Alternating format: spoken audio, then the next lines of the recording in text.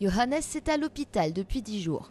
Lors de son admission, lui et son frère souffraient de diarrhée et de vomissements. Après avoir été opéré en urgence, le jeune garçon a été placé sous dialyse car ses reins ne fonctionnaient plus.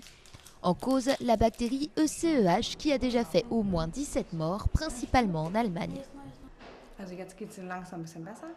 Maximilien va à présent un peu mieux. Le plus grand est déjà rentré à la maison hier, même s'il devra retourner à l'hôpital pour faire des tests. Mais il est relativement en bonne santé maintenant. Le plus jeune va aussi un peu mieux, mais il est encore sous dialyse. À Hambourg, principal foyer de l'épidémie en Europe, près de 90 patients sont actuellement hospitalisés pour des symptômes liés à la bactérie.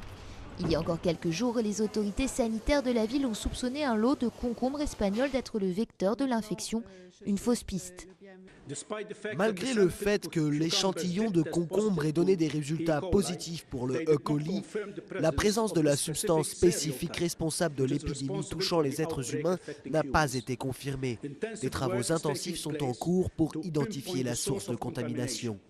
En plus d'une crise sanitaire grave, c'est une crise de la consommation qui se profile dans toute l'Europe. Fruits et légumes ne se vendent plus, au grand désespoir des maraîchers du continent et en particulier des Espagnols.